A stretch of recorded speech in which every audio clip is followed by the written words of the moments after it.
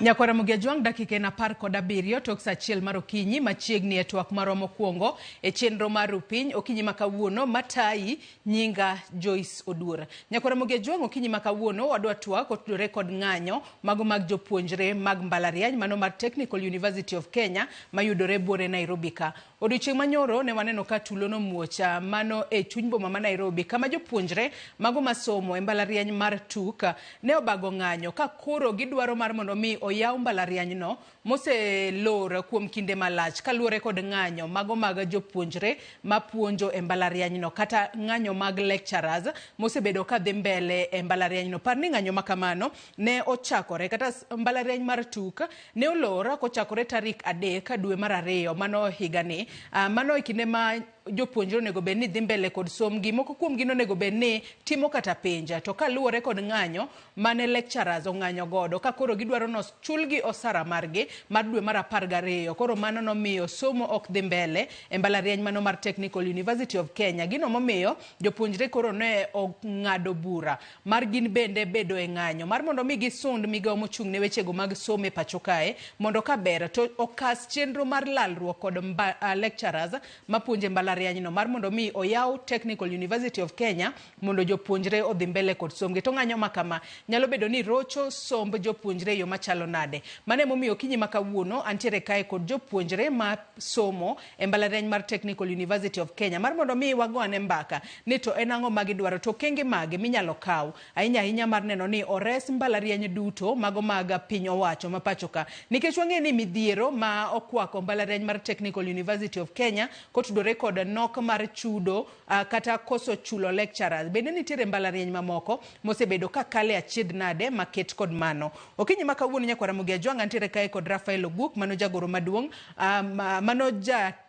goro maduong' mar jopuonjre kata SECGEN mano mar Technical University of Kenya kachiel kod Agola Joash ma bende en jatend jopuonjre mano mar Technical University of Kenya. Chak kodi Rafael oyawre ichiew nade okinyi makawuono kendo machiegni twak. Kamano chiu maber machiegni kamano. Nyakwara Mugiajwang' wendo machielo mana kase ng'isi antiere kae bende kod Agola Joash. Joash chiu nade kendo machiegni twak. Joyce chiu maber wagoero kamano Ruth Nyasaye. Machiegni uretwak. Nyakwara Mugiajwang' mana kaka iseneno magi yawuoto nagi mantiere gode e studio ka achiel kachiel okinyi makawuono bed thuolo mar chwalonwa ote paro penjo moramora kokale nambawa mar ote machuok 236000. Facebook ibiro yudowa achiel kachiel Ramogi TV X @Ramogi TV. Ka an bende inyalo tudri koda e Facebook page mara ibiro yuda Joyce Oduor, mbui mara mar X ibiro yuda @JoyceOduor_. Kochako twak marwa yango okinyi makawuono dago mar mondo mi wawinjane kaka jopuonjre ma somo e mbalariany mar Tuk no loso odiochieng' manyoro e kinde mane gi ng'anyo. To antiere kod achiel kuom gi kae mano Rafael Oguka mano jagoro maduong' mar jopuonjre mar Tuk. En bende odiochieng' manyoro ne oriwore kod jopuonjre e ng'anyo. Wawinjane kaka ne giloso nyoro e kawadhi mbele kod twak marwa. It was closed indefinitely 3 weeks ago. We started our semester last year in September. Up to now, semester is still going on. We've not started for our exams, and we are demanding that school be reopened, and the Ministry of Education, the Parliament, and whoever is concerned should take responsibility of whatever is happening in the university. We are here to stand in solidarity with our comrades from Technical University of Kenya because we understand that education is a right and not a privilege, and they have been out of class for a very long time. We are not going to allow them to continue tampering with our rights to education. So what I'm going to urge the government and the Ministry of Education at large and the management of the Technical University of Kenya hasten the process so that our comrades can go back to class. Chako di Oguka gini inachiel kuom jotend jopuonjre jagoro maduong' kata SECGEN mar Tuk. Inachiel kuom jogo mane owuok oko odiochieng' manyoro ka koro ung'anyo kotudore kod loro mbalariany no kuom wanyalo wacho ni somo kosebedo ka dhi makare ahinya mane Technical University of Kenya. Ng'anyo makamano un kaka jopuonjre ohinyo sombu e yo machalo nade? Erokamano ahinya Joyce. Mokwongo adwa chako gi wacho ni nyithindo ok dhi ng'anyo ni gihero ng'anyo. Wadhi ng'anyo nikech ochuno wani nyaka koro wang'anyo. Semester mokwongo nochakore dwe mar 9 kachakore. Kamane mano higa mokalo. Kanye mane first years jok mane chako be nodonjo. Nyaka sani semester no pod dhi mbele. tiende ni first year man tuk kia gima university pod en pok otimo penj moro amora. Wan bende mano onego bed ni wasetimo penj tarik 19 dwe mar 12 higa mokalo. Penjno pok otim nyaka sani, wachiegni donjo dwe mar 3. Ywaruok nitie kind jotelo, jotich mag university, jotend university to kod sirikal. To gigi te duogo ne wan nyithindo.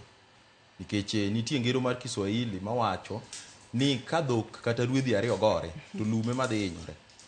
Ka wang' gigi te oseling ma wang' ng'anyo rumo, nyithindo ema dhi hinyore nikech wan ema sawa okethore, wan ema wachulo fee, wan be manyogolwa e hostels, odhiambo ka onge reason momiyo mano timore.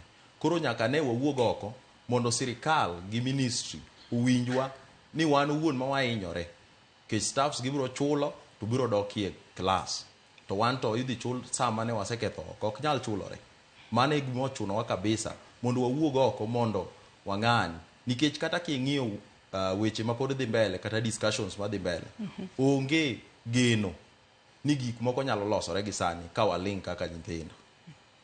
Josh, in bende karwa kietwa kokinyi makawuono odiochieng' manyoro in bende ni iriwori kod jopuonjre weteni e ng'anyo, to in korka in kaka japuonjre ang'o momiyo ukawo patek kata ang'o momiyo ukawo ndamo mar mondo mi koro un bende uriwru e ng'anyo kalore ni lecturers ong'anyo, un bende kaka students koro ukawo okang' mar mondo mi ng'anyo no e dhok ma sirikal winjo koso ang'o matimore?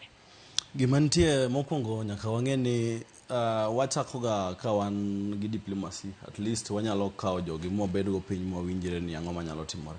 Wasebedo piny gi admin, VC wasebedo go piny mwasewuoyogo, to winjruok ok osebede. Iyudo ni kawuono wacho ma kiny obedo mopogre. Koro aneno ni it's our right mar ng'anyo nikech number 1, Nairobi jiwa mabor, students wa kuonde maboyo.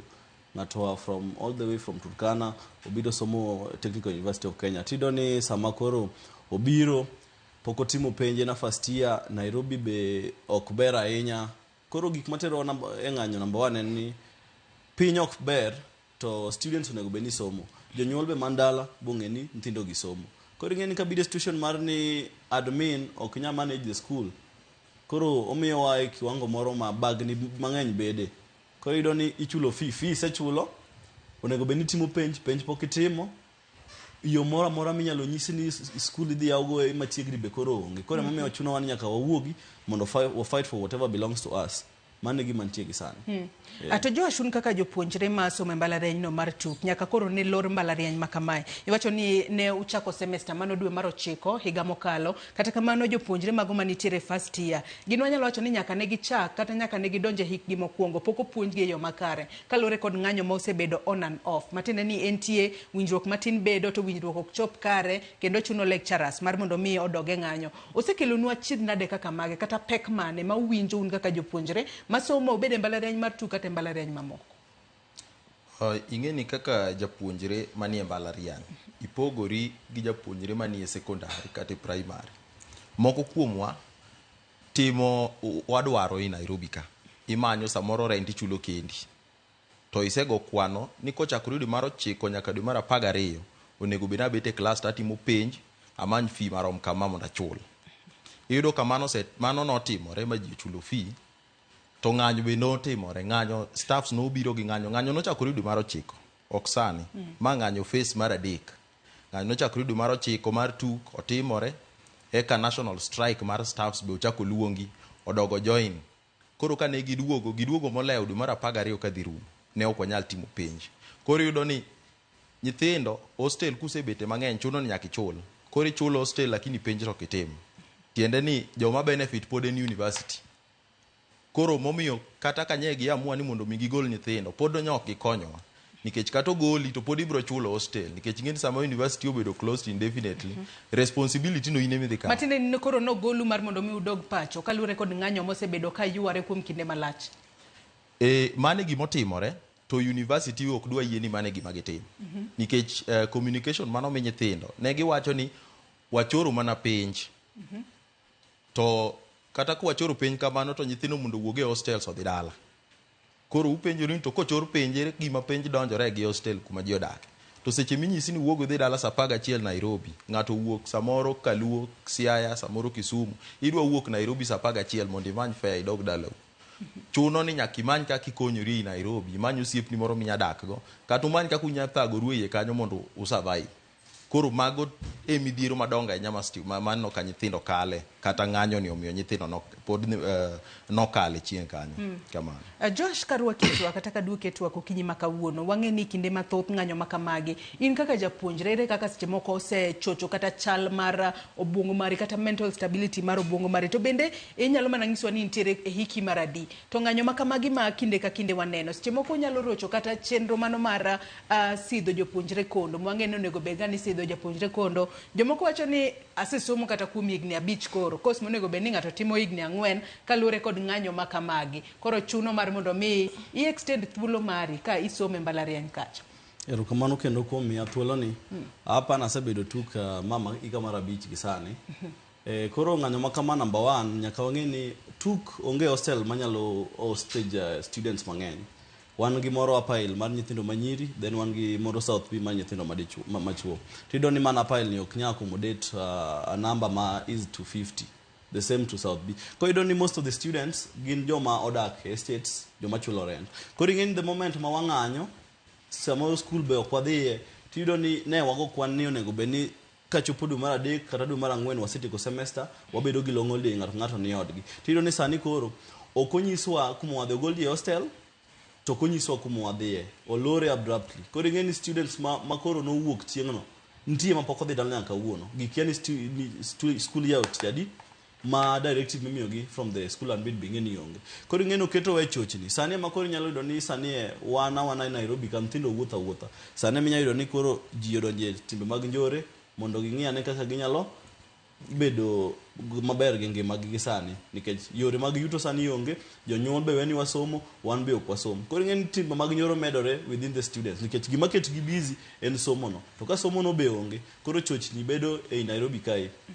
Nikech tek mondo mi dog dala, nikech kia ni nyalo yaw skul tich adi kidok dala kuma eko. Matende no ong'iso ang'isa no bedo olore indefinitely. Matende no kong'iso kata ni tarik makama emonego bed ni uduoge skul. Kata kamano kaluwore kod midhiero ma koro awach ni okwako mbalariany mano matuk ma usome gi sani. Josh, in kaka jagoro maduong' mano mar jopuonjre mar tuka, ng'anyo makama en mana mar odiochieng' manyoro kende koso uchano time nyaka karang'o? To bende usewinjo kata huma moro kata usewinjo fununu moro ni seche moko ibo bed ka irieyo weche mar mondo mi udoge skul, nikech mana kaka Josh owacho ni nyalo bedo ni japuonjre ka onge gimotimo to nyalo miyo moko kuom gidonjo kata gigo ma ok ni kare, timbe moko mag maundu oguk. Erokamano. Ng'anyo manyoro ok en mokwongo, to ok en mogik be. En mana ni mano nyoro no chopo ne ji mang'eny. Tuk wasebedo gi ng'anyo, to kata kapok wachopo e ng'anyo, an kaka jagoro maduong' asebedo ka I engage management through dialogue mondo mi kapok wagolo nyithindo dhi e ndara, to nitie weche minyalo wach ka ji obet piny. To iyudo gi chandruok nitiere kendo e kind management gi jotich. Jogi ok winjre maber. Mano e shida maduong' ahinya. Koro management biro nyisou gima gin gidwa winji mondo support uling'. Jo staffs bende biro wacho ni ka uling' wan bende wang'anyo to unte muinyoru. Koro neno ka wan diere wasetemo negotiate ma osebedo kigolo ne nyithindo memo mang'eny, to memo wacho usetemo negotiate gi ng'a? Wan negotiate gi management mondo gibed piny gi staffs, nikech staffs neno ni management temo ok migi listening ear. Koro watemo wuoyo kodgi ni wane mwahinyore seche ma ukuwinjru. Koro yie mondo ubed piny gi staffs, to kata ka en Ministry of Education, wan kaka representatives mag student, wabe wayie mondo wabed kate committee go, mondo wakel pach nyithindo kanyo. To lwenyo osebedo e kindgi, mane gima nyalo wacho, lwenyo osebedo e kindgi. Koro nyithindo tiwuondo mana ni discussions dhi mbele. Memo mokwongo wuok discussions dhi mbele, mar ariyo wuok discussions dhi mbele. Nyocha moro no wuok mawacho tarik 24 kuom jatelo maduong' ka wacho ni nitie komiti manolosi mondo mi ong'i weche mag staffs go mondo tim recommendations.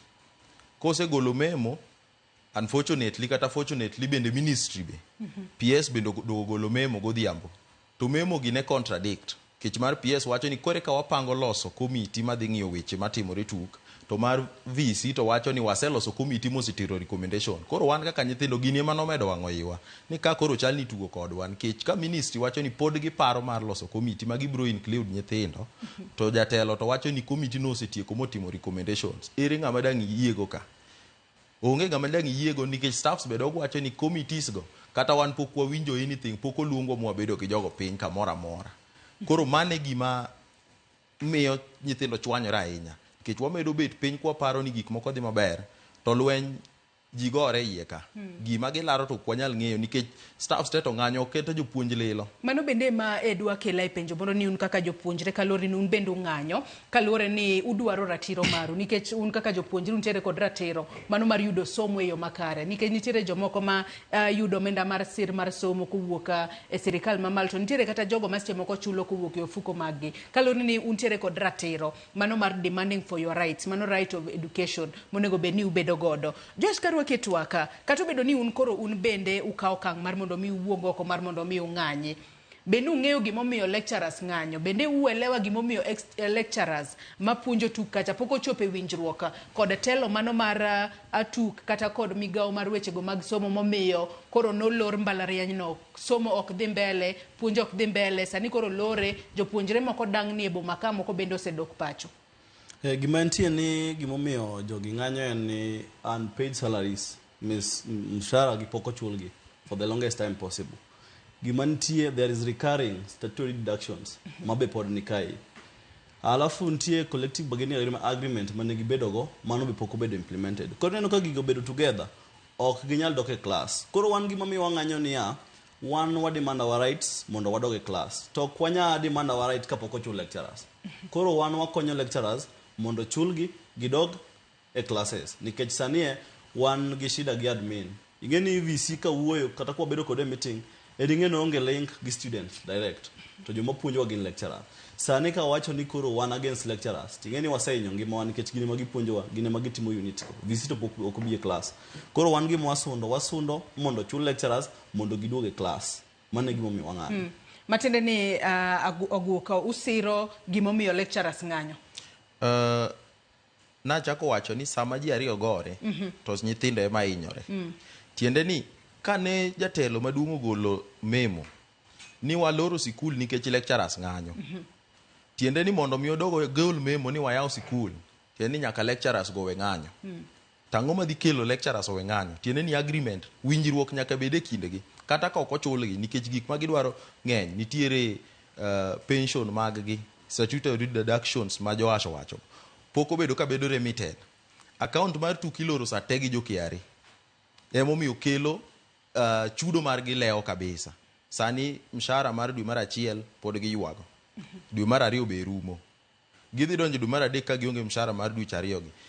Kae to kane ging'anyo higa mokalo, kutieko ng'anyo nitie gimiluongo ni return to work formula ma osain. Kane giwinjore, winjruok manoket short term plans manoketi, management ne okotimo kaka ne giwinjore. Koro mano be mamedo chwako gi ni kane wawinjore last time mwayie wadok to ok nuwinjowa. Wang' ni donge kwa dok to be ok udhi winjowa. Koro wan kaka nyithindo gima duong' ma wawacho ni jogo winjre yo mora mora. Kata kochulgi, kata ka giyie ni wadok e class, to mae gi e terms ma wadok go e class. Wan wabiro bedo sawa, bora no oyawnwa school to lecturers nitie. Nikech ko yawe to lecturers go be onge, to pod chandruok dhi bedi inyalo lore kendo sa asaya. Kamano. Ato nyaka sani mbalariany mar tuk, wanyalo wacho ni e kinde mokalo chien en achiel kuom mbalariany go, kata en achiel kuom mbalariany go madongo ahinya e pacho kae. Kendo wang'eyo kata courses ma ipuonjo kocha, ipuonje mbalariany no, en courses moko ma wanyalo wacho ni tekre gi ng'eny. Joash korka koriango matimore mbalariany ahinya to mago mag piny owacho, mago ma pacho kae, weche gi mag nok mag omenda makoro waneno e mbalariany makoro miyo lecturers ok chuli, ok ginyal puonjo, gin bende koro ginyono kar tiengi ni koko chulwa to kwa bidhi e class nyaka chulwa. Kalore ni giywak ni kata sara margi mar dwe mar 12 higa mokalo poko chul, gero dwe mokwongo, dwe mar 2 rumo, onge osara mora mora magiseyudo. To par ni gin bende gin tere kod seche moko nyithindo ma seche moko somo kata e skunde mamoko, onge kaka ginyalo chulo kata fees ne nyithindgi. Kaluwore gi gima timore mbalariany, awuoyo mbalariany mang'eyo ma en Technical University of Kenya. Ne wan gi VC chon kapok nowil, okelnwa VC manyien. VC mane wan go chon iluongo ni Professor Duol. Nong'e kako run system, nong'e kako manage debts gi. te mane yudo ni onge at one point mane lecturers ong'anyo, onge chieng' mane students oseng'anyo nyaka nachak bedo tuk. Koro yudo ni olok owil VC to VC obiro. Koro number one gimotimore obiro to wilo ji. Nitie ethnic profiling motimore nikech kane yudo ka ndalo mane wasomo go my department personally nitie jaluo professor ma jaluo kopo ni VC obiro ogole. Koro is like from the wachako gi ng'amo chung ne security nen jaluo niluonge no bara kobiro ogole o replace ng'at machielo. Koro within this shortest time osebedo tuk gima nyalo wacho ni kopo ni biro e mbalariany mondi to kungo ne ng'e kaka operate mondi kapok itimo reshufflement minyalo timo within that time ma in go kapodi in kanyo kaka VC. Koro biro golo jogi, kose golo jogi to koro replace gi mane wan gi schools 18 sani oloki ni gin departments kata chon chan watim election ne wan gi delegates maromo manyalo romo from each and every department ne wakawa adek sani oket ni each school ne per department nigolo adek sani odwoke ni skunde gi igolo delegates adek modwoki department level. Koro ing'eni ma kosetimore tiyudo ni kane in professor to golie professor odwoki kaka lecturer ok giwinj maber. Koro mae makelo beef within the admin gi lecturers. Emomiyo kati wacho ni samoro nyawach ni pok ochul gi mshahara ok ginyalo bedo piny mondo giwinjre. Koro nitie en ywaruok mosebedo admin gi VC.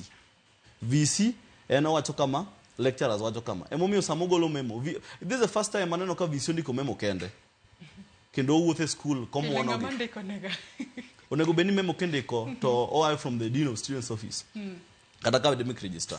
So this is the first time maneno ka VC ndiko memo kendo wuotho gi security komo wone school. Mabembe no mako age wuoro. To mean onge coordination, proper coordination kai. Dio kuinjre. Dio tere leave ntie workers mabe oriembe teach over 300. Kone nine beef mosebedo. Emomi neno ka tuk dok piny. Mademe sanirach. Wombe wainyore. Ogu korka kori. Nyalo bedo ni gik ma Joash wacho e adiera gima timore e mbalariany mar tuk kose in korka kori en nang'o? Gik ma Joash wacho gin adiera kabisa. Adwa mana medo weche moko matin e igi. 2023 kane VC mokalo ma Joash luongo nyinge Professor Duol no retire to kel jatelo manyien miluongo ni Professor Mutua manowuok Kibabi University. Deputy Vice Chancellor bende no will Professor Shiundu nowuok mokel Professor Moroni Gaderi. Koro ineno ka wilruok nobedo ka at the same time gol VC gi jalopne. VC manyien bodonjo gi jalopne. Ka gidonjo to obvious jatelo kobiro kamore bende nyako pangre kaka ebe en gi yore ni mag tich. To kanyo ema ne chandruok ochakore nikech obiro dwe mar 8 2024 January be ok 2024 the same 2023 dwe mar 9 ng'anyo chakore tu mane ng'anyo mokwongo ma staff so ng'anyo at the same time student bende ne ng'anyo staff ne ng'anyo ka dwaro chudo mag gi to giwacho ni gigi no chakore chon kata nyaka 2023 kori penjri tang'o mochwanyo ji sani makoro ji chako gini manye 2023 but no chakore 2013 student bende no wuok ok ng'anyo gimomiyo student ne ng'anyo kech ka jatelo no donyo no dhi oloro kuma student ne chieme tuk ni CBD ok en kaka universities mamoko minyalo wuok miyud chiemo oko tu kiwuok tidhi otende madongo maka ok inyal chiemo pesa matin ni $500. Koro nyithindo ne yudo kargi mar chiemo e university ng'ani ka nobiro noloro mano watemo negotiate tok no winjo penjo tang'o momiyo nolore nyaka sani kata en wuon ok onyal wacho wan bende ok wanyal wacho nikech kwa penje to wacho ni en olore alora oneno ni kanyo ok ber ka ji chieme koro kwa penje to ji odhi ochiem kanye ni ji bro chieme main canteen en kuma staff sema chieme to ok nyal serve ji moloyo 200 odiochieng tuk to nigi student 17,000. Koro magi gik mano medo chwanyo ji semester manyien ng'anyo dhi mbele mar lecturers koro ng'anyo sebida bida kamano chakre jatelo ne donjo nyaka sani nitie time mano chopo mano wacho ni telo mokalo nondiko jopuonj ma fake jok ma oko nondike yo makare nondiki mang'eny mobiro moriemb ji no neno kata ka oboke ne golo no riemb ji 350 tuk mok nondike yo maber koro magi te yes nyalo bedo ni ne en adier kata samoro ne en miriambo to ka nise riembo ji 400 ni jogi kare mane keto wage bill bedo maduong' ahinya to kare pesa mar jogi te ang'o momiyo staffs pod ng'anyo kech kama igole ji 400 mane chamo pesa madongo ok onego mi pek pod bedi ahinya onego bedi koro yot medo betie Koro ineno ka shida staffs ni godo, wilo ji bende kata kaka itimo promotion, iwinjo ka ji ywago ukabila mang'eny ahinya. Kata i nyithindo ka nitiere weche moko man gi iye madhi nitiere kaka jok moko ineno ni gin jok moko maricho kata dwa chendo ahinya, kiwuoyo ahinya tineno ka gima in ng'ama idwa pingo jotelo ahinya. To ing'eni tuk ka onge nyithindo kata university moro amora ok nyal bet ka onge nyithindo. Emomiyo sani wan ka nikech olor tuk, koro the whole country dwa winjo ni tang'o mi olor tuk. To ka dipo ni nyithindo nyalo wach ni jite mondo gol tuk ok nyal bedo tuk. To wechego mag ukabila inyalo tiek e yo machalo nade? Nikech ukabila to wanyalo wacho nok en mbalariany mar tuk kende moseneno wechego mago mag akweda mag dhoudi kata ukabila. Wang'eyo ni nitiere mbalariany mamoko ma bende wechego mag akweda mag dhoudi kata ukabila waseneno. Wechego mag ukabila inyalo tiek nade? Ahinya to e mbalariany madongo mag piny owacho ma pacho kae, Oguk. Mokwongo weche madhi gi akwede mag dhoudi kamano dwarore ni yo mokwongo mar tieko en ni jatelo mimiyo telo nyaka none kabisa mang'ini en ng'ato machalo nade, conduct ne chalo nade. Nikech kata kiwinjo to waywak tuk ne wach ukabila ni, to kata kuma ne jatelo wae bende kipenjo ni to unu operate nang'o gi jatelo, tinyiso ni ne en mana kamano koni, nitiere dhouti mok nodwa iwinjo. Koro mana kaka corruption bende ing'eni ni mane chuny ng'ato, ukabila bende nie chuny ng'ato, ok ji te magin wakabila. Ka ne jatelo machon ne nitie, kata inyalo wach ni ero iwach ni nondiko ji mang'eny mae dhok Kaluo, to malo kanyo jatelo no to kod din ema ne gin joluo. Jok manodong' ne ai dhoute modong' oko gote. Nyaka ng'ama notelo ne ndiko jotije ne en jagot iwinjo. Koro ukabila lure gi kaka in owuon ma i operate. To gima wanyalo wacho ni ng'at mimiyo tich motelo ne kampani maduong', jatelo maduong', CEO kata obed VC kata obed mana rais mar piny, nyaka ene mang'iye ni ng'ani en owuon ok en mkabila, eka jok modong' nyalo luwo. To ka en mosebedo mkabila to obvious ji biro hero jadalagi, ji biro wacho ni ng'ane jakorwa ohero waga, to jomoko gi bende support mana wachno kamano. Josh korka kori bendi paro ni sirikal osetimo matek kata osetimo moromo mar mondo mi otiek weche makamagi, obed akweda mag dhoudi mwaneno e mbalariany mopogore opogore kaachiel kod winjo ywak maket kod mago ma uywak sani ni nyaka ne wela kata VC mar mbalariany ne ma wasebedo kwaneno achiedh nade achiel ariyo adek maket kod ma waneno e mbalariany matuk gi sani. Gima nitie en ni onge gima osetim moromo kendo koka situation no medo wasen. Nikech sani gima nitie en ni one student leaders to nitie admin university administration dwaro mana ng'at ma kuwuoyogo to winje. Sani ng'eni wana link to the students, wana mwa winjo ginene from admin to connect students. Koro ng'eni students ema joma ng'eny to wana ma link up. Koro neno ka gima timre en ga ni sama wa elect leaders ama sani gimoketho university sani en duale bill manobiro cha masani delegate system emwatiyogo mar electing leaders. Koro yudo ni delegate system kwalo kura yot kae nikech yudo ni representation of tuseme for example 54 delegates emadwa vote in the president. Koro bedo ga shida samoro de wabed gi universal suffrage moro ma is like one man one vote ya de one gi voices nikech adier mantie joluo e universities gi emabedo ga profiled. Nikech kata ka ni winjo nyocha kae ni lecturers ne ng'anyo to sama ne wawuok mondo VC wani noketo guidelines ni exam onego beni commence by 3rd of February. Mo wacho ni irrespective of whether in industrial action dhi mbele to seketo gik moketim ma penj no nyaka ne timbre maber. To koro ka students no biro to yudo ka onge ng'ama nyalo miyo gi penj. VC ne wuotho gane to miyo ji penj to konya miyo classes gi penj te. Ido ni jok mano go beni timo penj saa 2 moko chako saa 4. Koro ma mido ni students gin ok gin thuolo nikech jomoko timo ok gitim, jomo nego beni timo saa 2 chako saa 4. Koro onge, koro ma students no amua to gi storm giwacho ni either gi reject these exams nikech onge formality mitimogi. Lecturers monego beni supervise, monego beni nono gima nitie ni penj bende nyalo timo to be ok dhi nono nikech lecturer ne onge. To kata ka exam ni nolal onge ng'ama is accounted for your exam.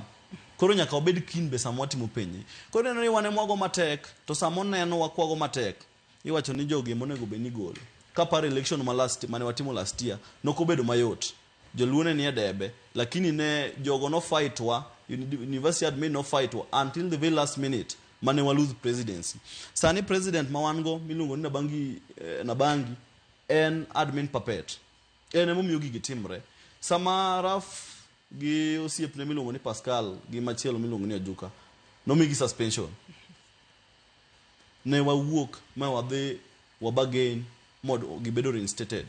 Tido ni kwasebede meeting president gi jomoko matin ka gidhi to giwuoyo gi VC to giwacho different thing.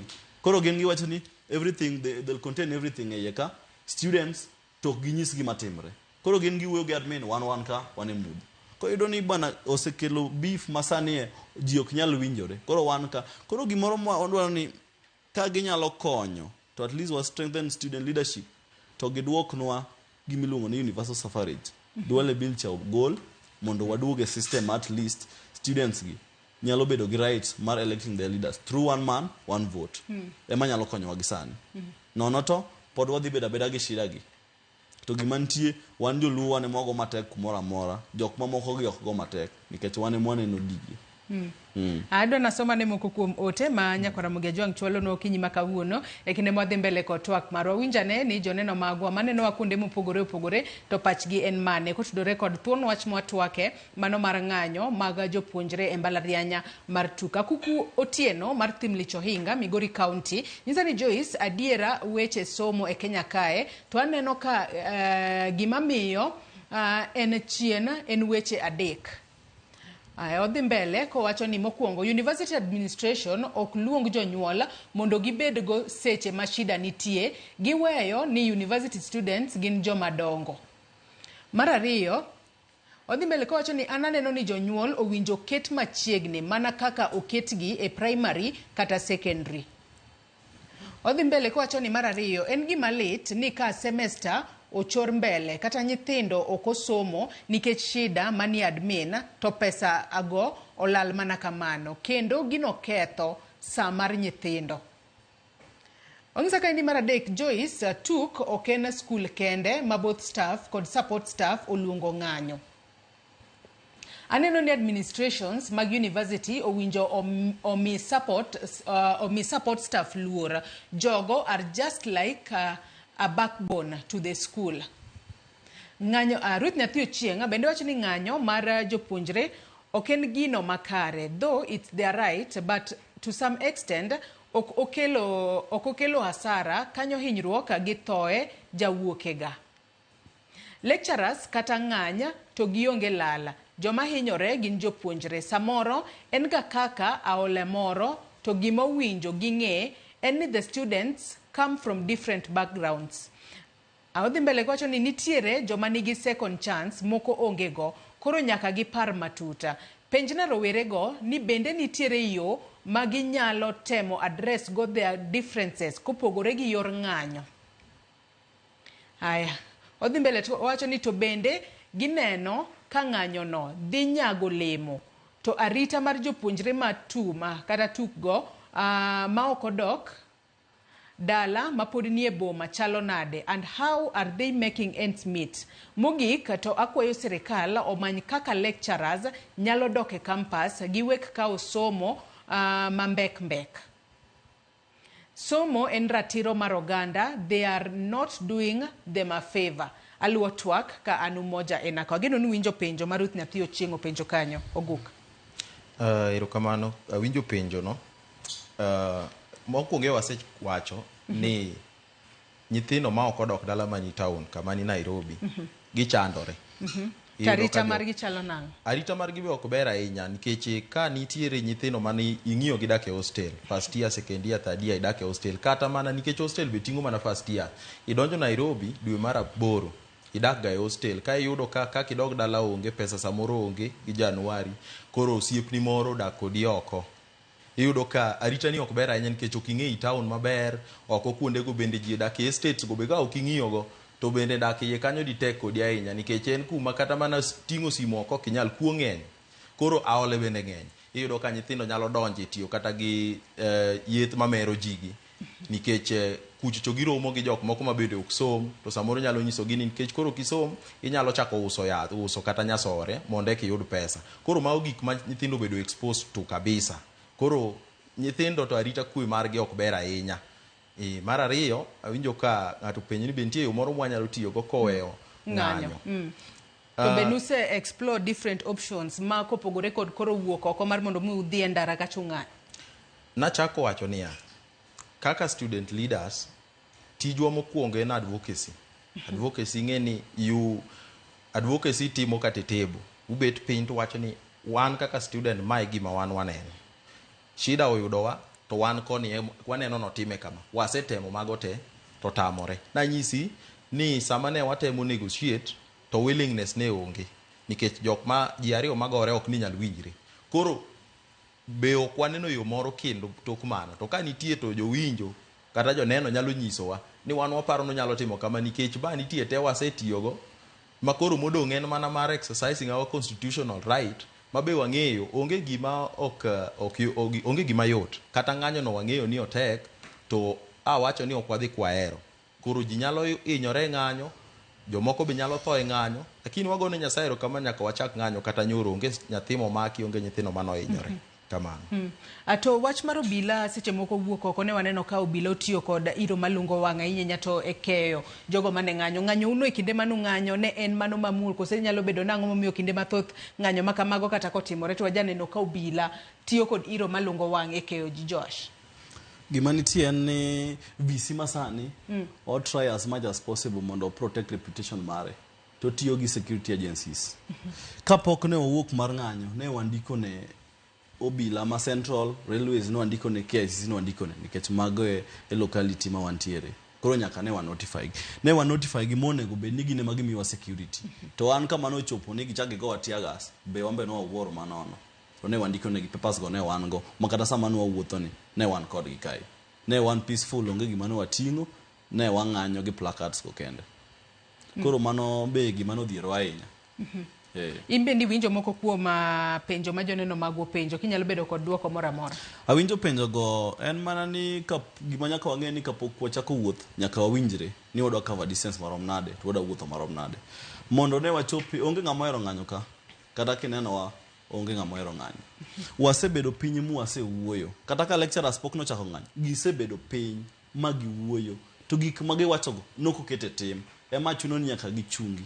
Wambe wasewuoyo gi university administration mu wasebedo piny mamoko mane wanyisogi hapa ni last week ema ne wabedo piny mu wachako wuoyo gi VC monyiso wani nitie papers moko mapok notere Ministry of Education ma wawacho ni kare ka en mano ne wajam ni ok ne students wajam ni ok trust student leaders gi mo wacho ni sawa koro wan ok wadhi wamiye students ariyo mondo dhi. Students gi no dhi a meeting no komegi kom ne gichung the whole session mar meeting gi Ministry of Education pale Jogo House.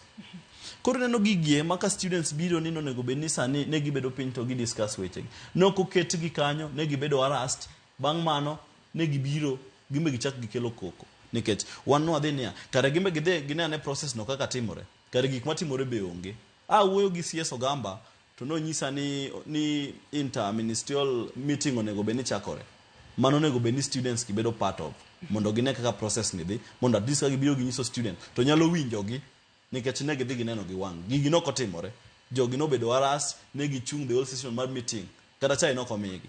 Koro neno ka gigi timre to students ema gimedo wang' iwinjo nikech watemo create peace to peace no bing'e ni koro ema miyo kata kwadok e ng'anyo to wadok ka yo wang' ahinya. Chai ne ma koro koso miucho bende mano nyayo e chwange kinde manu ng'anyo. Koso nango guk. Koso aparo ni chai ma Joash wacho en rwako ng'ato. Ing'eni kiluonga e bura to abenda biro mondo akel pacha. Ok ikela mondo ane kaito gima ne otimore kanyo specifically ne ni onyis nyithindo go ni gik mwa discuss ka mokwongo gin confidential. Koro chunguru kanyo mondo ng'i. Dong useneno ni watiyo koro doguru nyis nyithindo ni tich dhi mbele. Mano ng'eni ok oromo. Tok tijino ema memo dog wuok ariyo mopogore. Machiel wacho ni wa constitute a committee, achiel wacho ni committee no sebedo constituted motieko tich. Koro gi contradict. To jomo golo memo gi jomo bet katiyo monyiso nyithindo mondo bione. Koro ng'eni gigi ok gin gik moko modwa ni mondo tim mondo wane kata jomoko tho diche office mondo ji opar ni gitiyo. Dala dwe achiel ka ng'anyo dhi mbele.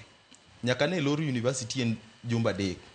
To ng'anyo chakore jumba ariyo before olor university ni ng'anyo se dhi mbele kuom jumba bich.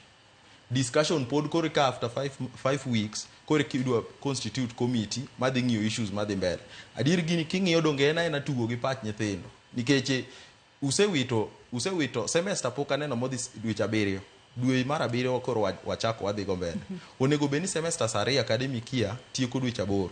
Tieni kano chopo dwe mar 3 karumo onego beni academic year orumo. But kore kairo semester dhi rumo. To jomoko pod nyiso ni pod wa constitute a committee. Kan wakwongo wadhi e ministry mo ayudo PS. Gima ne PS onyisowa en ni willingness kata mana winjruok maber onge management maru gi jotich. Koro doguru mondo nyisgi mondo gibed piny giwuo kae gikelnwa details mwadwaro. Koro ka ministry bendo donje neno ni mae shida kuma nitie to gine magi employ jogi. Gine magi chulo staffs, gine magi chulo management. Monego beni gikaw responsibility to giluongo jogi. Bayo nyoro ne wadwa dhi e parliament kata sama nyone tiagas nye wuok barupe nyawa sendiko maber ne polise mane wawinjore gi polise makata sama ne wawuok tu ka wawuotho ka wadhi nyaka Ministry of Education ne wan gi polise magine manye gichungo gari gimiyo ji protection mondo kik goons kata joma richo donje e nyithindo. To ka wachopo Ministry of Education kanyo to ji nyoko winjore nikech nyokel secretaries mag ministry mondo bi okaw petition. To petition ne okodwa mi secretary. He said that CS kata PS. CS emo kaw petition no kende. Nikech siasa mang'eny ni kuonde offices go. Ang' ni kawe to secretary okane. Idhi nyis jatelo ni wase sort wach mar tukcha.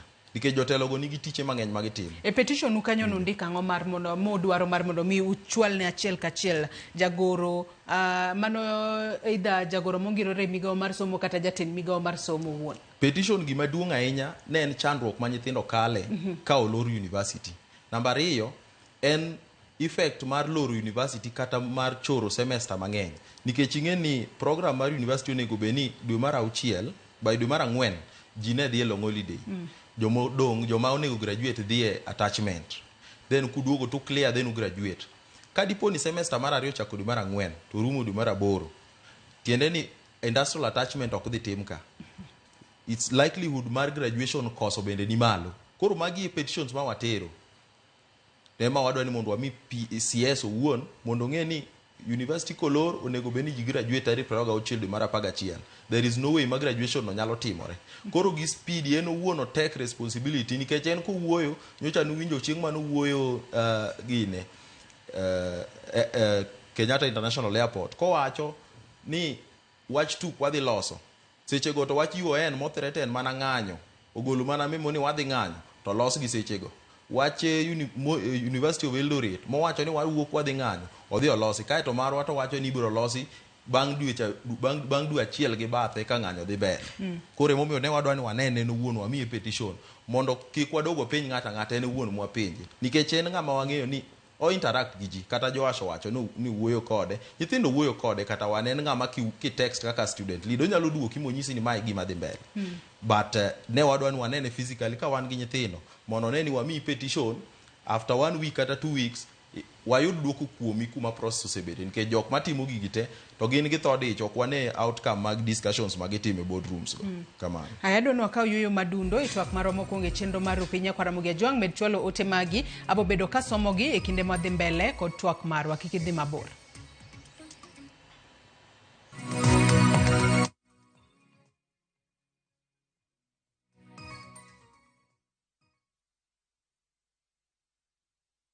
Explore the Holy Land this Easter. Now View Travel. Embark on a 6-day Jordan adventure. Celebrate Easter Sunday Mass at Jesus Baptism Site, Mount Nebo, where Moses saw the Promised Land. Explore ancient Petra, tour Amman City and the City of Mosaics, and stargaze in Wadi Ram's enchanting night sky. All these and more starting from $1,490 per person sharing. Book now and lipa pole pole. Visit viewtravel.com or call and WhatsApp 0703 254 254. View Travel. Dream, explore, discover.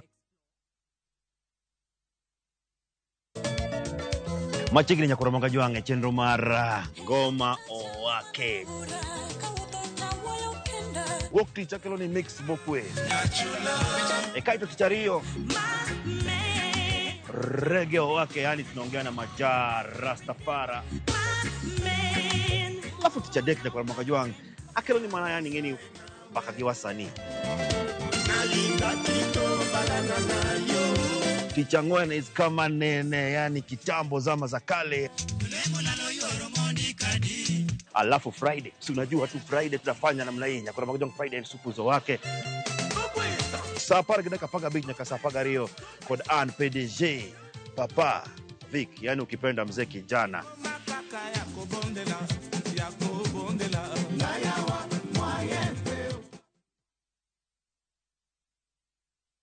Love is a beautiful thing, and this February, Viusasa is all about love. Watch Boy Child Under Siege as Ochi and Linda get ready to eat a nicely prepared meal. Kuna mtu ameita zimamoto? Of course, Mr. Firefighter. But Linda's parents ruin the moment. In Love Bads, Annie and Farida fight over Jimmy's love and attention. So is this all about the movie? It's not. It's either me or her. And in a brand new season of Monica, Monica's love for Mariga is unmatched, but her obsession over Bob is undisputed. Watch all these and more romantic stories only on Viusasa. I miss your touch.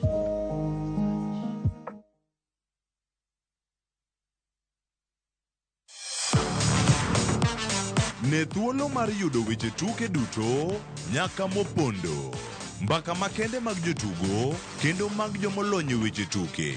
Can you believe it? Magite yudore chenro mar pau tuke. The 4.84 kilometers. Nonro matut kod gigo matimre manyien mag tuke duto mawuok e piny mangima. Tudri kod Wangeso Kangeso Ramogi TV. Kochakore saa 8 odiechieng' ka wami gik motimore pau tuke.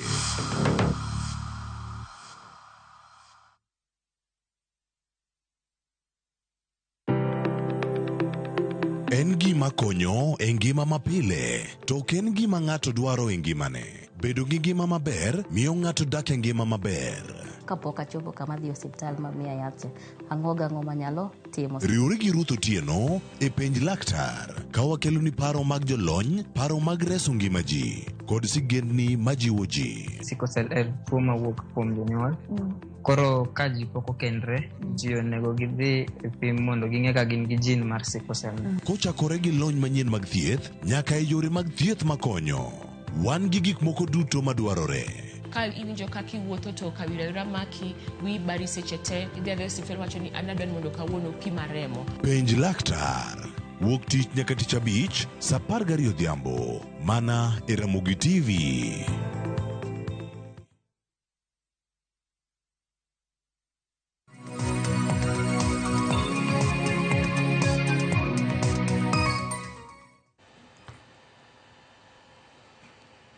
Machiegni kendo Nyakwar Ramogi Ajwang' wadhi mbele kod twak marwa e chenro mar Rupiny Okinyi ma kawuono kaponi kitudri kodwa gi sani. Antiere kod welo ariyo, Rafael Oguk, jagoro maduong' mar jopuonjre e mbalariany mar Tuk, kaachiel kod Agola Joash, jatend jopuonjre mane mbalariany mar Tuk. Watudore kod watwak kotudore kod ng'anyo mag jopuonja kaachiel kod jopuonjre mago e mbalariany mar Tuk. Ka ng'anyo mar jopuonjre mar jopuonja emano chako, kata ng'anyo mar lecturers emano chako, to gi sani koro waneno ka jopuonjre bende koro oriwore ng'anyo makamago. Odiochieng' manyoro ne gi ng'anyo ka koro gidwaro mar mondo mi oyaw mbalarianyno ma oselor kuom kinde mathoth. Gino magiwacho ni oserocho sombgi e yore mopogore opogore. To Nyakwar Ramogi Ajwang' wang'eyo ni mbalariany mopogore opogore pacho kae bende nitiere kod gope mapok ochula mbalariany makamago. Ka bende iwacho ni mano new funding model mane doho mamalo ochungo kalore ni en ataro mar chik. En achiel kuom chenro ma sirikal nobiro godo mar mondo mi okonya e tieko gope ma mbalariany mopogore opogore nitiere godo. Nyalo bedo ni gope ma pok ochula mbalariany ma pacho kae ema omiyo nyaka sani koro jopuonjre kata jopuonja mas puonjo Tuk pok ochule yo makare. Kata kamano wawinjane kaka jatelo maduong' ka University Fund mano Geoffrey Monari noloso odiochieng' manyoro ka entiere bomano ma Naivasha kotudore kod kaka chungo chenro mar chwalo omenda mag somo ne kata new funding model kata chungo new funding model nyaka sani koro nyalo rocho chenro mar chulo gope ma sirikal nitiere godo mag mbalariany mopogore opogore ma pacho kae we wawinjane monde. So we are all aware that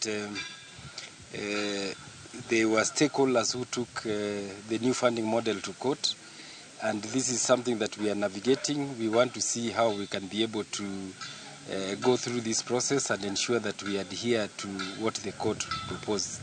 Currently, we have made appeal to the case, and we are reviewing that so that we can ensure that this process or the requirements are fulfilled. Number two is to also look at the debts that the universities have. How can we be able to assist them and facilitate that these debts are reduced?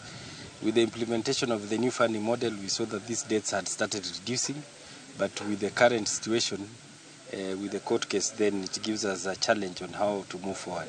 So that is the current status. Rafael kachako korka kodi kotudore koda gope mambalariany nitiere godo nyalo bedo ni mano bende achiel kuom midhiero mambalariany mar Technical University of Kenya kale kata bedo ni wawinjo kanyo ka CEO mano mar University Fund mano Geoffrey Monari oloso kanyo ko wacho ni kalure kod chungo mano new funding model koro bende bro bedo ka rocho chenro mano mar gope ma onego bedne mbalarianya ma giwacho ni gope maka mago sebedo ka dok chien to kalure ni new funding model no chungi mano bro bedo ka rocho chenro mar tieko gope mambalariany nitiere godo.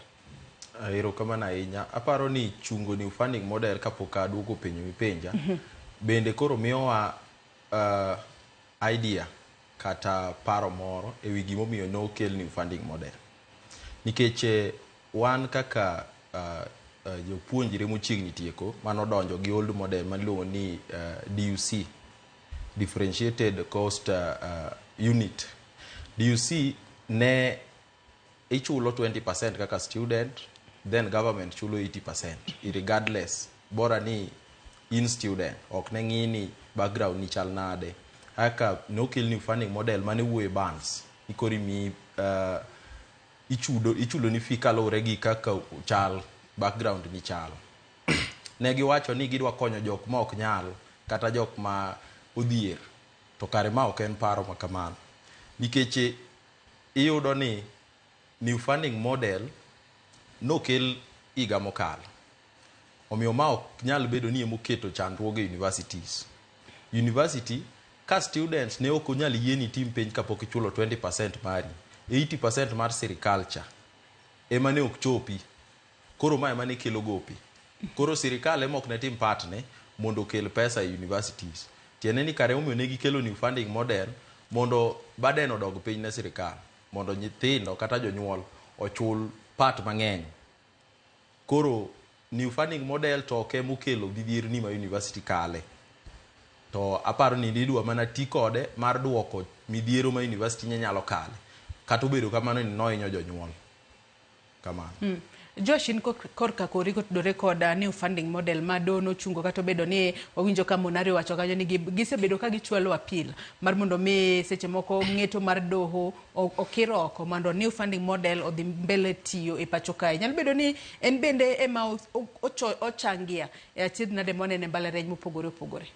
Okay, ero kamano kendo gima nyalo wacho ni ok new funding model ni nyalo kelo situation gibed kama e mbalariany go nikech ndalo yigni go te wasebedo kwa somo to ne watiyo gi old funding model gini poko tiko kata 1 year koro midhiero ma universities gikale ok en gima no chakore nyoro ma new funding model ni dwa golo and number one thing ma nyaka wang'e ni ka wasomo kapok watimo penj nyaka wachul fee mano is mandatory koro fee mwachulogi gidhi kanye I think ni management mag skunde gi emarach to nikech ngene Kenya ka sani corruption ng'eny seriously ndalo wacha ingeni kane wa apply old funding model ne wadhi ka jaja tiso wani pesa en kamai koro ine miyiero midwaro kata ka en 60 kata ka en 40 tipogo nigo to sani e midwa keto e bands gi to mean gikawo pesa cha mondo gikelo mondo wa apply then at least pesa no lal an gi maneno ni pesa ni onego beno ikete migawo mar somo direct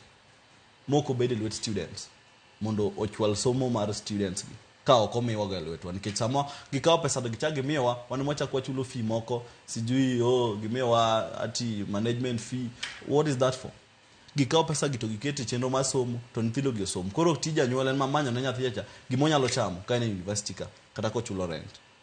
Aneno ni mane.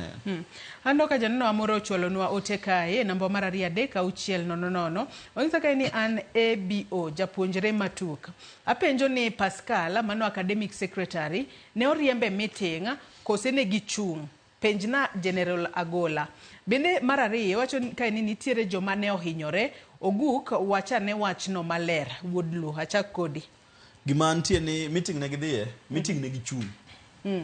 Gik manonego bed ni gidhi time meeting kane wawinjore gi VC no wacho ni gidhi e meeting gidhi neno the process manyis gi documents ni kae mwasechopo to kane gichopo e meeting to nyis gi meeting is confidential is like obedo kama to ginoteri kujecho no dhu chunga jacha mano is harassment. Koro mano is like ngato riembi e meeting instead of bedo neno gima timre. Hapana sadwoko wacho. To wach ma iwacho ni nitiere jopuonjre moko mano hinyore nyoro. Rafael nyoro tok ng'anyo ne watimo follow up to nyaka sani nyithindo manoyudo minor injuries awach ni ngato nye ringo samanyo go tear gas to lwar ngato samoro samanyo tear gas ogo to obarore to maybe omako ngato ne gin minor injuries but ne watimo follow up. I talked to them ang'eyo gi na wuoyo kodgi. Nitiere moko manie yore mag manyo makata gokinyi sani odhi kuonde gi mag manyo manyo yudo gine first aid ne gina gik moko matindo ma ng'ato manotero hospital onge. Anyalo confirm ni onge kendo ne wanyiso nyithindo ni ka nitie nikech nyithindo ng'eny ka nitie mora mora ma samoro do hinyore to ling to nochop irwa to nyaka gisani pok wayudo moro to mane wayudo kata mane wang'eyo ne wasewuoyo go gi nyoro onge ng'ata manyo ni hospital kata mano hinyore marach kamano. Haya gero ni ABO mano japuonjre matuk owinjo duoko makamago e yo makare. Wadong gi dakika matin kende twatieko twak mar okinyi makawuono. Bende dago mar mondo mi watwagane kotudore koda kaka serikal osebedo ka chwalo omenda ne jopuonjre yenya kokalo e new funding model. Mano CEO mano mar University Fund odiochieng' manyoro bende kanoloso Naivasha kocha nowacho ni nitiere omenda mano maderom bilion 44 mosechwal ne jopuonjre mano kokalo e new funding model. Jopuonjre maderom 247 mosebedo ka yudo omenda kokale new funding model. Wawinjane kaka noloso mondi e kawadhi mbele kod twak maro. The first year we were able to fund 113,000 students for both scholarships and loans. When we came to the second year, we have been able to fund another 137,000 students. So total for those 2 years, we are talking about 247 students approximately who have received both loans and scholarships during this period. The total amount that the government has been able to use for those two cohorts is totaling up to 44 billion Kenya shillings for those two cohorts. Mwang'eyo ni wach ni mar new funding model kato bedo ni serikala katok kado nosechunge nosebed ka iwacho ni onego bed ni iduoko jopuonjre go ahinya nyato mago mantiere hikgi mokwongo kaachiel kod hikgi mar 2 wanyalo wacho ni gine ma new funding model ni noyudo gi. Kwang'iyo kaka osebedo kotiyo Aguka ng'eni in kaka jatend jopuonjre kendo jagoro maduong' mano mar jopuonjre matuku osebedo ka utudoru kod jopuonjre machiegni ahinya. Bende omenda miwacho ni en gino ma jopuonjre nyalo wacho ni adiera jopuonjre osebedo ka yudo kose moko gin mana weche miwacho mar mondo mi oket picha maber ni yes new funding model osebedo ka tiyo makare to koro seche moko dono timo makosa kuom chunge. Kapok adwoko mano an kaka representative to gi student leaders moko tuk ne wayudo privilege mar bedo one of the committee mane president oyiero mar ng'iyo new funding model kapok ne do wite oko. Doni tijwa to ne watimo mwatieko kata ka do nosewite oko kamano. To pesa mine ni wachogi iwinjo kiwachogi e figa madongo billion watengo billions mag universities to gigo chopo university no setergi iwinjo ko ketgi kando to universities pod ng'anyo oketgi kando kata mana nyithindo mondo mine gi yud upkeep nokawo patik mar student mondo dhi ong'any anniversary towers office mag help eka ne omi nyithindo pesa gima mar upkeep to no miss jomoko to pok noyudo. Koro pesa miwacho gi gina ina gik moiki mibiro chiw to pok gichopo universities gi. kamano. Josh Inkor Kakori wachni mar university funding model mane do chungo sirikal to wacho ni yes nyaka sani kochakore higa mokal kata higni 2 mosekalo nitiere omenda makore lach mosebedo ka chopo ne jopuonjre. Gima nitie ni propaganda ng'eny stories miwachogi. Nikech kata kwa ng'iyo figures ma omiwago ok gin figures ma inyawach ni gin university students mane universities adi.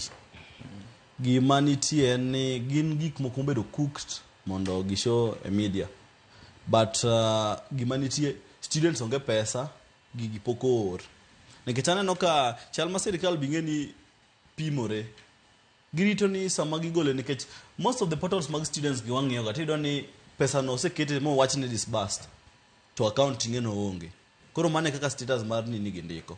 Koro the moment magi wacho ni gise oro pesa go anakia kuma pesa go nitie students onge kodgi nikech dine sane wach ni students nitie de gisechulo fee dine gin gi upkeep dine ogisandre to ingeni student ena student samo yudo pesa ok dakikos ng'eyo na yudo pesa sani jogi onge pesa koro mato mar sirikal.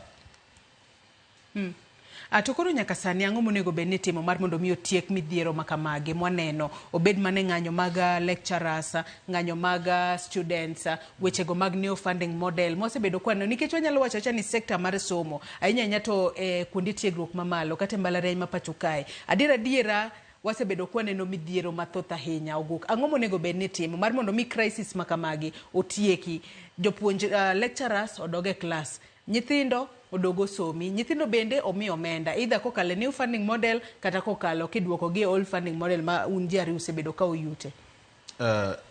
Mokwongo kama chandruok kaparo ni nitie ahinya en Ministry of Education nikech mae center mag gigi te.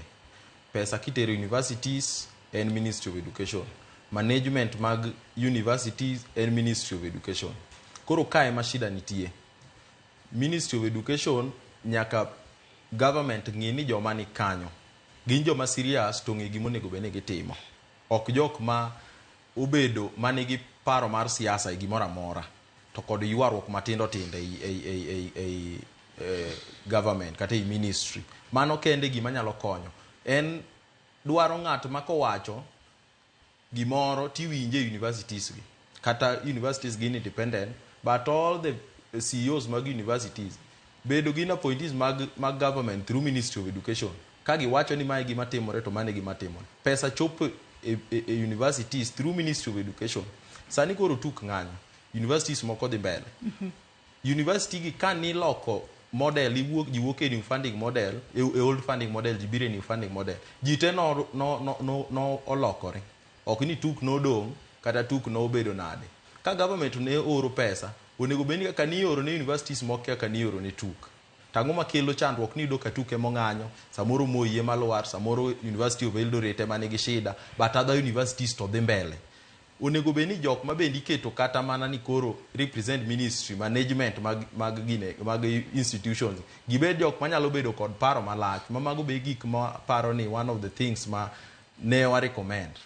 Doni okadhi wuoye recommendation ahinya nikech en report mapok president to receive eka koro wanyalo wuoye wach ni gik manwa recommend oketi but gima kaber to universities onego bed gi their own ways bende mag manyo omenda ok through pesa ma imedo ne jonyuol but ways ma university nyalo medo loso go pesa kata through business moko mag university mago be dhi konyo. Ok ni pesa mar government cha ok chop te monego chul go jotich, pesa ni mo university beda chulo go bills, iyudo ka pesa ni tin, koro gidhi prioritize gik moko to staffs dong ng'anyo to magi miyo students inyore kuonde kamano. Oguk to bendi paro ni koma uchope ni kalore ni mana kaka mano Joash kaka Oguk no wacho to no wacho ni ji ariyo ka dhao to nyithinde ema inyore nikech wacho kata kod dho Kiswahili ni fari wawili wakipigana ni nyasi ndo inaumia. Matinde ni nyaka sani koro un kaka jopuonjre unema uhinyoru. Bendi paro ni kuma uchope ni Joash owinjo mar mondo mi oluong romo machielo e kind jotend jopuonjre e mbalariany atelo mano mar mbalariany kaachiel kod migao mochung' ne wechego mag somo. Owinjo luonge romo moro mar mondo mi ubed piny kanyakla upor weche uwach kila ng'ato wach shida ne mar mondo mi one kaka inyalo sud mbele kod wach ni ng'anyo ruma jopuonjre odoge class to gidoge class bet lecturers be biro mar mondo mi opuonjgi. I think nigi sani kaka gigo sebedo onego beni mane gimikete tim gi sani nikech saa osesudo ahinya students onego bed ni puonjo to ma pok otimore. But gima duogo kata kaneno ni university kae aneno ka en siasa nikech sani adier mantie ni universities kipiem gi ranking. Iyudo ni mbale kacha TUK ne is at a better position. Lakini siasa ng'enye kata appointees kata VC mikele universities. Kwa neno ni the best thing monego bed ni timo Ministry of Education onego bed ni keto ng'ato kibedo CS for you to qualify onego bed ni ne capacity mar wuotho institutions ki idhie maka wuono ing'e ni shida ni kanye mondo at least ki solve problems jing'eyo kech ng'eni sani ok wanyalo wacho ni nitie samoro bura madhi mbele nikech Ministry of Education ni town kachacha TUK be ni town to kinya yudo ni jogi stakeholders ma within the Ministry of Education nyalo kao time gi mondo bi TUK mondo winyane story gidwa ni gi book appointment koka jo TUK ma mondo wuogi through university admin or the a meeting. Kwa nani oket ng'ama nyalo tiyo nikech sani iwacho ni education is the equalizer but for me death is the equalizer. Kwa nani bwana wach somo ni onego bed ni en number 1 e Kenya ka mondo konywa wajiro were gi joma tindo mondo at least wayudre ka future biro to at least one somewhere. Koro jogo chak wuotho institutions ging'e ni shida en mane to kaka inyalo los shida gi obed gi moro fine.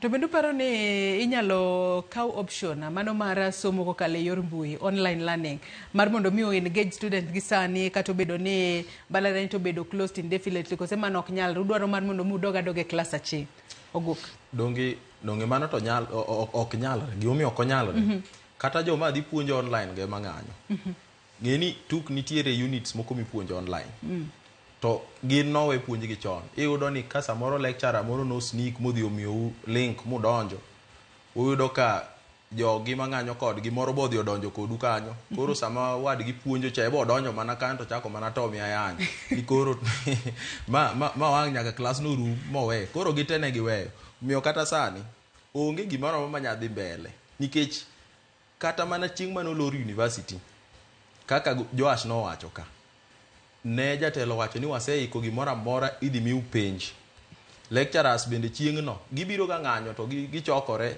e university kanyo chieng' no koro ne gibiro te to gibete e university koro girito ni koro wane joma dhi chiwo penj ochuno jatelo maduong' mondo gi jalopne mondo ka penj kende otero mana ne classes moko adek jok modongi odong nono koro ji odonjo ji ochako yware koro lecturers osetamore online kata wawach ni mondo dhiyo wan wanyalo yie mondo mi wakonyre lakini ng'eni number 1 okisoma somi tieki ni tieko onego beni itreni makiwuok kanyo ni kata in engineer to in engineer manyalo bedo trusted ok ni in engineer mopuonjo online nikech nitie practical engineering courses gin practical mang'eny but kipuonji online course madwaro practical work to bende ng'ama dhi puonji online onge nikech gite tamore koro mana gimi penjo ni mondo ji obed piny owuocha emomiyo ne wapush ni parliament ing'eni ministry kose tamore to parliament nigi teko mar luongo CS mar education luongo management mar TUK luongo stakeholder piny to wach ni ji koro bed piny mondo ji owuo then gichiwo recommendation ne president kata ne treasury ka en golo pesa to itimo kako wachi aparo ni parliament kore final body ma wanyalo kwaya ahinya ni mondo bi nikech ministry to wasedo ka nigi games moko mang'eny ahinya gin gi siasa mang'eny weche mag somo. Josh anno kwa dong kod dakika 4 kende twatiko twak mar okinyi makawuono komi thuolo mar mondo mi iwuane kod telo mano mar mbalariany mar TUK inyalo ng'iso gi ang'o kotudore kod ng'anyo mar jopuonjre kaachiel kod jopuonj ma mbalariany mar TUK kaachiel kod wachni mogik ka watieko kachako kod Josh. Gima nyalo wacho en ni mondo gigi odhi maber university administration nyaka bed piny gi lecturers to kena ina bet piny adier gima nitie en ni ok lecturers gin jonyuol gimbe nitiere kuma nyithinde gin tie some koro ing'eni kata na winjruok obedi ni bedo tiwinjo osara okomi mano ing'eno ok okony mano is a short term to wan wadwaro long term effect at least ka gidhi school gidok to wawinjore ni bana wanyalo kata tieko kata 3 years kata 4 ka problem machal kama pok otimore nikech sani nitie jomonego beni graduate by November mano ok dhi timore kendo aneno ok dhi timore nikech kata attachment gi ji pok odhi to wakia ni ji resume nini school teacher di kora kwayo ni bana university admin through Ministry of Education gibed piny to giwinjre ochul gi mshahara mondo ji odoge class koro gima kwayo en ni ok anyal wacho ni students obed piny owinji nikech wasewuoyo gi university admin to onge gima osenyago olemo. Wan wabiro mana push wechewa gi kinyalo winjwa. I think gima dhi timo next en dhi parliament mondo wawinja ni nyalo bedo nade, nikech sani ko wacho ni waling to ni wacho ni wachako ng'anyo to koro waling gik moko ni sawa, to ka wadho waling taneno kata ka school no nya yaw kata next year. Koro wan to dhi push magi makwayo students ni koponi waluongo gi ni gibi to giwuog oko mondo jogi owinjwa. I think ni gukapani by Thursday onego beni wawuok wachomo parliament mondo wawuoga te koro giwinjwa kama ne gima ginyalo winjo sani, nikech bedo piny miwacho gi kata jonyuol kuma waginti wasebedo piny mwawuoyo weche wagi wawacho gi awacha banga gisea kanyo giwacho ni wawinjore gi students igolo memo ni everything is successful ko wuok kanyo onge gima dhi mbele. Koro anakwayo mana students ni kwaluongo gi ng'anyo to giwuogi mondo oyaw school mapiyo piyo nono taneno ka ji dhi budho sana. Ero kama na inya Agola Joash Oguk wachni mogik ka watieko. Wachna mogik en ne jotendwa kata MPs mawinjowa gi dhok mwawuoyen kata ka ginyalo convince other MPs mondo mi ging'i wach tuk matut, nikech staffs union matuk nosekelo petition e parliament wachno ling' isiki chori achora. Wan be kaka student watemo mondo mi wakel petition, but mano sechopo no staffs ema nigi chandruok. Ng'ieuru wachno nikech ok en staffs kende ma hinyore kata wan students wa hinyore, to kata security mag student ok ni maber, to kata de wadog dala pod wachandore kuno nikech ochuno ung'eni osechegi onego beni wan e school, onego beni ng'ama graduate this year onego graduate, ng'ama graduate next year onego graduate. To ka ok ukonyo wach tuk to tuk dhi kuma moi nitie. Koro wakwayo parliament nikech ministry to koro waonge kod gadiera, siasa gi ng'eny go, parliament mondo oyie okonywa petition manie parliament mondo mi ging'i to winjruok mondo bedie. Kata kidwaro stakeholder engagement, we are very ready kaka student body mondo wakol our representatives ober piny gi staff unions gi ministry officials to gi committee mochung' ne education e parliament mondo mi ji owinjre mondo wadog school mapiyo kaka nyalore.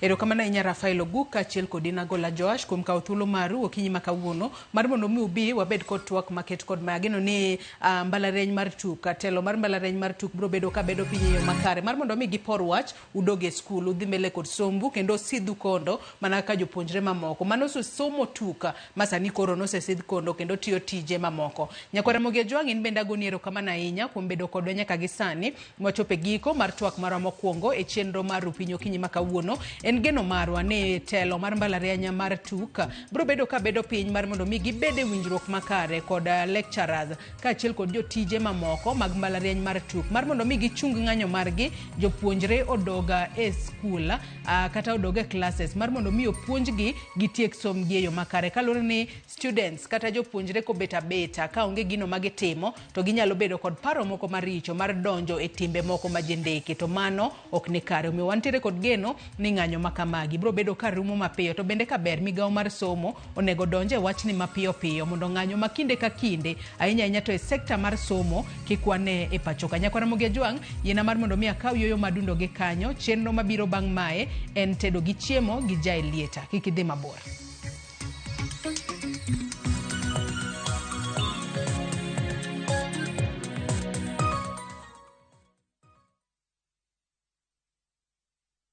Introducing the Pasapata Referral Bonanza. Here's the deal. Share your unique referral link, get Mogi yako ku sign up na wa place bets. Alafu, earn huge bonuses na cash prize